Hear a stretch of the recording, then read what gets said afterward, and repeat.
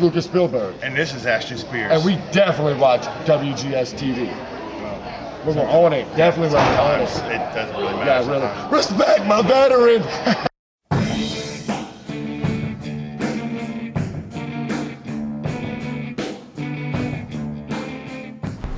Hello everyone, welcome to another installment of WGS-TV right here on YouTube.com/WrestleGamer and ZFX-TV. I'm Double B Billy Moudreau. Now this is going to be the start of a new thing, guys, here, and if it goes over real well with you guys, I'm going to continue to do it, and that's to start covering more independent wrestling, and I'm not just talking about independent wrestling that you see here with GCW, LCW, and any other company that I work with here in Louisiana. That I'm going to try to expand on that and actually cover more shows. And I know a lot of people have been wanting to see this and hear me talk about it, but Ring of Honor as well. They'll cover stuff like Ring of Honor, Dragon Gate USA. There are so many other, different wrestling companies and independent promotions all across the United States. So, what I want to do is I want to try to start covering all of that.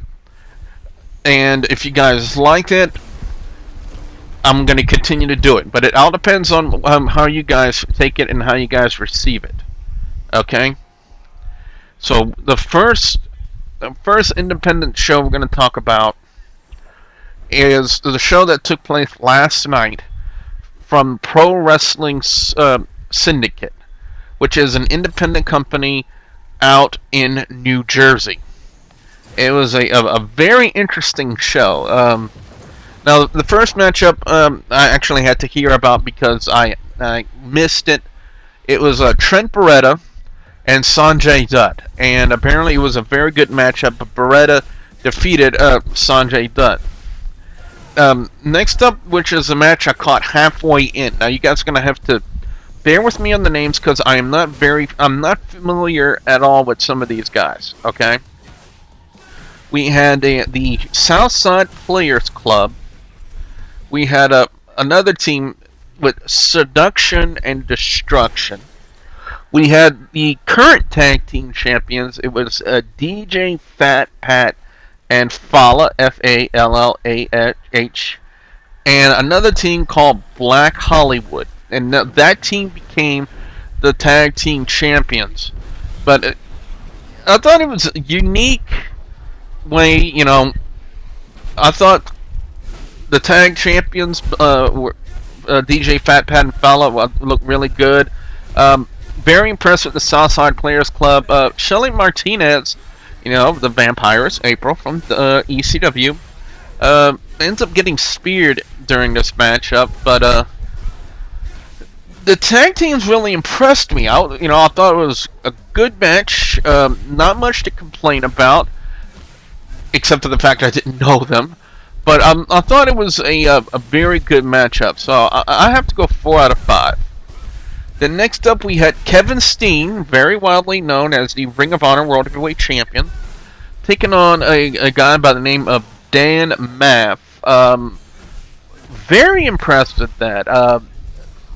I've heard of Steen's work ethic in the ring. I've never had the chance or the opportunity, as it were, to see Steen work in the ring. But I was very taken with them, very impressed. I thought it was a great match. Dan Maff chokes out Kevin Steen with a rear naked choke, getting the win, and then Steen throws up on the announcer's table. Yeah. But I'm going to give the matchup a 4 out of 5 anyway, because, like I said, I was very taken by Steen's work as well as Dan Maff. I was very impressed with it. I thought it was a great match for this company to book. Then next up we had Simon Dean, yes, the purveyor of the Simon system from the WWE, who lost to the Boogeyman's very first match in the WWE and ended up eating some worms. Simon Dean was on this card, and for someone who's supposedly supposed to be having a physical fitness gimmick, the dude looked like he's packed on some pounds. I want to say anywhere between 20 to 30 pounds. Because, Simon Dean looked like he looked chunky, he looked bulky. So, but that was it. He had an open challenge to anyone, and apparently at first he didn't have any takers, and then this guy comes out by the name of the Drunken Swashbuckler. You heard me correct. The Drunken Swashbuckler. To the point where even the announcers were proclaiming that this dude was... Now, they said the full-on word, but I'm not going to say it here on the review, was effing wasted. So... Now, at one point, Simon Dean got the win with a dirty pin, but another referee with the Hurricane, you heard me right, Hurricane, what's up with that? Hurricane came out and got the matchup overturned and got it started again, and the Drunken Swashbuckler rolls up Simon Dean and got the 3 count. 3.5 out of 5, because the Drunken Swashbuckler Simon Dean match was less entertaining than a WWE Divas match. Next up, we had the PWS United States Championship on the line, which saw Alex Reynolds from a group called Reality Check defending against Starman. Yes, that Starman. From the wrestling game on the Nintendo Entertainment System, Starman. That Starman, who actually came out to the Nintendo Entertainment System music that night. Now, it looked like we had Alex Reynolds was in the ring, and then a guy comes in dressed all in black and does a unique maneuver on Starman and gets the win, and it turns out that was Alex Reynolds, and apparently now he's going to retain the United States Champion. But now that we had a guest commissioner for the evening in the form of Vader, yes, Vader time, Vader was their guest commissioner. And apparently he said, no, we're not going to have it like that, and restarts the matchup. And we end up having Starman. Yes, Starman is the new PWS United States champion. Very entertaining. And the fact that Starman got a huge pop from the crowd, I thought that was just absolutely phenomenal and very entertaining. And I really can't wait to see where they go further with this gimmick with Starman being the Pro Wrestling Syndicate United States Champion. 4 out of 5 on that one. Next up, we had a very unique 7-way hardcore match, which featured Matt Tremont, Apollyon, Devin Moore, Lucifer Darkside, Necro Butcher from CZW. I've heard so much about Necro Butcher from CZW. Never had the opportunity to see his work until this show. New Jack and Tommy Dreamer. Now, I'm going to give it to the camera crew for Pro Wrestling Syndicate. I mean, I know they did their best during this matchup, which spilled to the outside and turned into Falls Count Anywhere. But with the crowd that night, it just made it very difficult and very hard for them to try their best to cover this match. I'm very impressed with Lucifer Darkside. Lucifer Darkside, a very huge man. And he pulled off some amazingly athletic moves for a guy his size. He kind of reminded me of Bam Bam Bigelow. And what Bam Bam Bigelow used to do back in the 80s and 90s. I mean, he was, for a big man, he was very athletic. And Lucifer Darkseid, to me, showed me some of those same signs of being a very athletic big man. So I think Lucifer Darkseid is a good talent for Pro Wrestling Syndicate. I thought he was very entertaining. So he even pulled off a moonsault with a chair onto Apollyon. And as soon as that was over, Necro Butcher takes a chair, drapes it around the neck of Apollyon and into a form of a submission hold, and Apollyon taps out. 4 out of 5 on that one. I was very impressed with all the talents. Great to see Tommy Dreamer getting work. New Jack, I would never give a live mic to New Jack because apparently PWS let him drop a few F-bombs. And if they come out with a DVD for this, I hope they have the common sense to censor a few of those F-bombs that New Jack was laying down in that promo. Next up, we had a 30-man Rumble. Now, the way they started this out, they actually had 15 of the what they said were the PWS students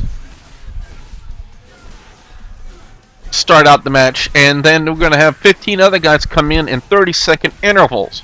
We saw guys like the Hurricane there. We also had a guy by the name of Bonesaw. The Big O from Zack Ryder's show. The Big O, he was there. I was impressed by the Big O. I mean, he was in phenomenal shape. He's got an incredible physique. He was very good in the ring, and I was very impressed with him. And the fact that WWE hasn't even picked up this guy yet, it leaves me scratching my head.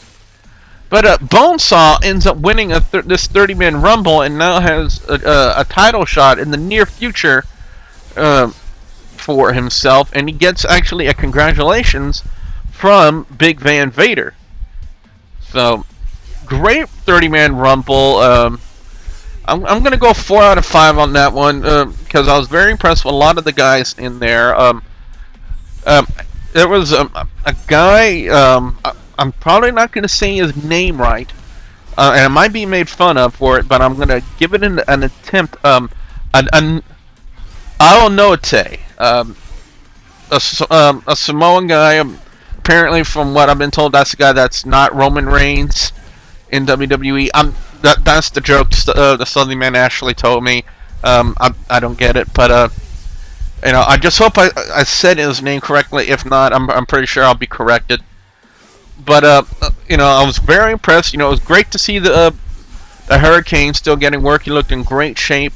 The Big O, like I said, I was very impressed with. I was impressed with Bonesaw as well, and again, the fact that WWE hasn't picked up the Big O after, even though he was on Zack Ryder's show, and the fact that he's in phenomenal shape and he's got good ring work, it just kind of leaves me baffled.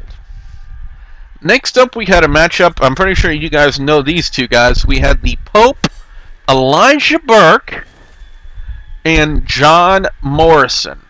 You heard me correctly. And boy, oh boy, this was by far match of the night. Morrison and Pope looked in phenomenal shape. They did a lot of references to the fact that both of these guys were in WWECW. Well, they said ECW, but I call it WWECW. And the fact that these two never crossed paths, which is essentially true. But they put on a great match. I thought it was very entertaining. Morrison gets the win with Starship Pain. And it was just all around a very good thing to see. They put on a very great matchup for the Pro Wrestling Syndicate fans. So it gets a 4.5 out of 5 from me. Next up, we had another tag team dream match. Mark and Jay Briscoe. I've heard so much about the Mark and Jay Briscoe and a lot of the work they've done with Ring of Honor as a tag team. They were there that night taking on Ricky Morton and Robert Gibson of the Rock and Roll Express. No offense to Robert Gibson, but time has not been kind to Robert Gibson. But they both, them being almost 30 years in the wrestling business and the wrestling industry, they looked good. It was actually good to see them still implementing the double dropkick as their tag team finisher, because they used it to gain the victory in that matchup. So 4 out of 5, because we saw what basically was wrestling's past and wrestling's present and future in that matchup for tag teams. So I don't know if you guys want to view it as that. The PWS Heavyweight Championship was on the line next, as saw Kevin Matthews defending against Colt Cabana. Yes, the very same Colt Cabana that we've heard so much about in that very famous CM Punk pipe bomb promo. So it was good to see that. Colt Cabana looked in phenomenal shape, even though he looked more like he wanted to joke around and be all smiles and take the championship seriously. The finish came with Kevin Matthews hitting. Now we've seen it before as the wave of the future from Kazarian, but apparently his version of it is called the LTG, if I'm saying that correctly. But I was impressed with both Cabana and Kevin Matthews. I think there's a reason why Pro Wrestling Syndicate has their heavyweight title on Kevin Matthews. He looks like to be a great talent. He's got good in-ring work. He's got a good presence with the crowd. So I thought it was an all-around good championship match. So 4 out of 5 on that one. And then the main event saw Anthony Nese, the American Wolf, Davey Richards from Ring of Honor, and Jushin Thunder Liger. Yes, the very one in Jushin Thunder Liger. The same guy we've seen so many times in WCW. He's had so many great matches, and we saw him tonight. Looked to be in great shape. There were so many great things in this matchup. Jushin Thunder Liger hits the Brainbuster on Davey Richards to gain the win, but all three guys for the main event match put on a spectacular match, and it gets a 4.5 out of 5. I thought it was a great thing to see, a great way to close out the show that evening, especially with a guy as legendary as Jushin Thunder Liger, which kind of still leads me to scratching my head. Why hasn't WWE locked this guy in as a member of the Hall of Fame? Because this guy has done so much in his career, not only in Japan, but over in WCW. And the fact that WWE actually bought the rights to WCW and you can actually induct people from WCW, it just still baffles my mind that WWE has actually considered trying to go after Jushin Thunder Liger and try to get him into the WWE Hall of Fame for everything he's done. 4.5 out of 5. Overall score on this show, I'm giving it a 4 out of 5. I thought it was a great show, despite the fact that I missed the opening match, which, from what I've heard, was a great match. I wish I had the chance to see it. The tag match, which I was brought in halfway, if I did get the names wrong, I do apologize about it. But again, like I said, I'm not very familiar with these people, but I want to start getting familiar with these people on the independent scene and try to come with more independent reviews for you guys as well to kind of give you guys more content here on WGS-TV. Dan Maff and Kevin Steen, I thought it was a great match. Finally having the opportunity to see Kevin Steen's work in the ring after hearing so much about it, and I thought it was great. Despite the fact he threw up on the announcer's table. Simon Dean and the Drunken Swashbuckler, what? That's all I can say. Starman defeating Alex Reynolds to become the new Pro Wrestling Syndicate United States Champion. I thought it was very unique, and the fact that Starman got such a huge pop in the crowd. The matchup with Matt Tremont, Apollyon, Devin Moore, Lucifer Darkseid, who I was very impressed with, Tommy Dreamer, my first opportunity seeing Necro Butcher, and New Jack. It was a very entertaining match. The 30-man Rumble, I thought it was a very good match in itself, seeing a lot of guys like the Big O, Bonesaw, Hurricane, a lot of those guys that are big on the independent scene, so it was good to see all those guys in there. John Morrison and the Pope, Elijah Burke, by far one of the best matches of the night. Rock and Roll Express and Mark and Jay Briscoe, like I said, a lot of people I consider it to be a dream match because you got tag team wrestling's past and tag teams present and future all in one match. So we had the past, present, and future. The PWS champion Kevin Matthews and Colt Cabana, I thought it was a great match. And then the main event really capped off the night with Jushin Thunder Liger defeating Anthony Nese and the American Wolf, Davey Richards. I thought this was a great show. Very impressed with Pro Wrestling Syndicate, and I hope to come to you guys more with more reviews and talk more about independent shows, especially from companies like Pro Wrestling Syndicate and Ring of Honor, but especially Pro Wrestling Pro Wrestling Syndicate. I apologize with this show. So, what I want to know now from you guys out there, the viewers and subscribers, your thoughts on this. You know, if you have any comments to make them in the comment section below. And if you guys want to see more independent reviews, reviews from Pro Wrestling Syndicate, be sure that you say so in the comment section below. Or don't forget to hit that like button as well, like and favorite this video. And don't forget to please subscribe to youtube.com/WrestlingGamer and youtube.com/ZFXTV Network. So with that being said, I'm Double B Billy Boudreaux saying thank you very much for watching. Stone Cold. Stone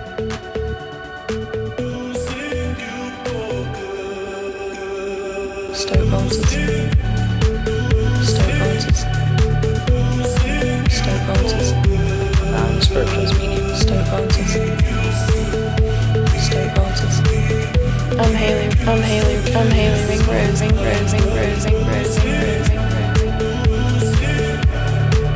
Stone Cold. My name's Andrew Weatherall. Spiritual medium.